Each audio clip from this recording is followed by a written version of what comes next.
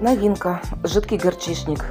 Тепло очень приятное, не жгучее, подходит даже детям. Не использовать при температуре выше 37. Перед использованием протестировать на сгибе локтя. Отлично помогает при кашле. Нанести и закутаться в одеяло. Повторить 3 раза в день. Колпачок запечатан в пленку с перфорацией. Пластиковая упаковка маркировки 4,5. Это не токсичная упаковка. Очень удобный в использовании жидкий горчичник. Имеет нерезкий аромат трав, который быстро выветривается.